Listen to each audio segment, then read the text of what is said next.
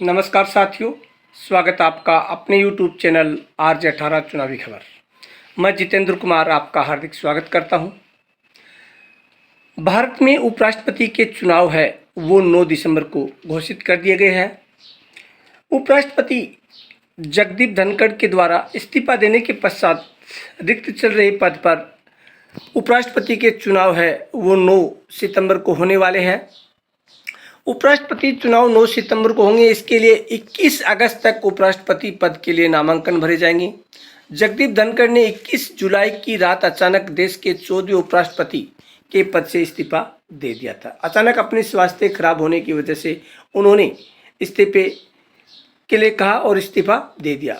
राष्ट्रपति द्रौपदी मुर्मू ने 22 जुलाई को धनखड़ का इस्तीफा मंजूर कर लिया और 74 साल के धनखड़ का कार्यकाल 10 अगस्त 2027 को पूरा होने वाला था, लेकिन उसने स्वास्थ्य कारणों से अपने पद से इस्तीफा दे दिया था। देखो, ये आपके सामने चुनावी जो कार्यक्रम दिखाया गया है। इसमें चुनाव के लिए जो अधिसूचना वो 7 अगस्त को जारी की जाएगी। 21 अगस्त तक नामांकन किया जाएगा। नामांकनों की जांच है वो 22 अगस्त को होगी। उसके बाद में कोई कैंडिडेट अपना नामांकन वापस लेना चाहता है वो 25 तारीख तक ले सकता है। उसके बाद में 9 सितंबर को चुनाव होंगे, मतदान होगा और उसके बाद में मतदान है वो सुबह 10 बजे से 5 बजे तक होगा। उसके बाद में काउंसलिंग है वो भी 9 सितंबर को ही हो जाएगी। इस प्रकार से चुनावी कार्यक्रम तय कर दिया गया। अब देखते हैं कि कैंडिडेट कौन हो सकता है। उपराष्ट्रपति चुनाव में एनडीए और इंडिया दोनों गठबंधन अपने कैंडिडेट है वो उतारने की स्थिति में है। दोनों को ऐसा लग रहा है कि वो बहुमत से दूर नहीं है। एनडीए के पास बहुमत है, लेकिन इंडियन गठबंधन भी ये चाह रहा कि वो बहुमत से दूर नहीं है। हो सकता है कुछ उलटफेर हो जाए, इसलिए दोनों अपने चुनाव मैदान में उतरने की तैयारी में है। धनखड़ के इस्तीफा देने के बाद चुनाव आयोग ने उपराष्ट्रपति पद के लिए चुनाव प्रक्रिया की शुरुआत कर दी है।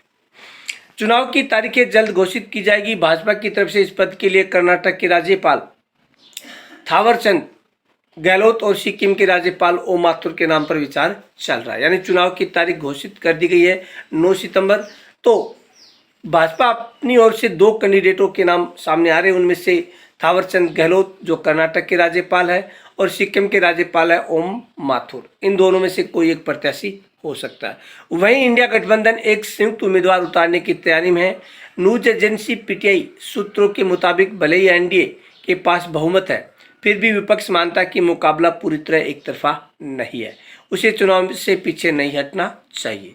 आयोग ने इस पद के लिए निर्वाचन मंडल, रिटर्निंग ऑफिसर और अन्य जरूरी चीजों को अंतिम रूप देना शुरू कर दिया है। आयोग की तैयारियों के बीच भाजपा की कोशिश होगी कि इस पद का उम्मीदवार किसी अन्य सहयोगी को बनाने की जगह अपने उम्मीदवार का नाम तय करे, उसके नाम पर सहयोगी दलों को वो राजी कर सके। अब देखते हैं कि गठबंधन है एनडीए वो बहुमत में किस प्रकार से है और इंडिया गठबंधन बहुमत से कितना दूर है।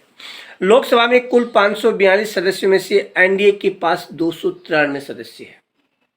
यानी बहुमत में 272 बहुमत के चाहिए, लेकिन इनके पास 293 है और इंडिया गठबंधन के पास महज 234 है। यानी यहाँ पर एनडीए गठबंधन काफ़ी आगे चल रहा है। अगर बात करें हम राज्यसभा, तो राज्यसभा में 240 सदस्यों की प्रभावी संख्या में से एनडीए को करीब 130 और इंडिया गठबंधन को मात्र 79 सदस्यों का समर्थन हासिल है। जो अन्य सदस्य बच गए वो न तो एनडीए के साथ है न इंडिया गठबंधन के साथ है। कुल मिलाकर एनडीए के पास 423 और इंडिया गठबंधन के पास 313, यानी 110 सदस्य ज़्यादा है एनडीए गठबंधन का। इसका मतलब एनडीए गठबंधन का उम्मीदवार है वो निश्चित रूप से उपराष्ट्रपति के चुनाव में अपनी बाजी मार सकता है। शेष सदस्य किसी भी खेमे से जुड़े नहीं है। इस प्रकार से चुनावी जो प्रक्रिया है वो शुरू हो चुकी है। अगर आपको हमारा वीडियो पसंद आए तो चैनल RJ18 चुनावी खबर को सब्सक्राइब करना, वीडियो को ज़्यादा से ज़्यादा शेयर करना, कमेंट करके आप अपनी राय जरूर देना कि राष्ट्रपति पद के लिए कौन उम्मीदवार हो सकता है। इसी के साथ जय हिंद, जय भारत, जय जय राजस्थान।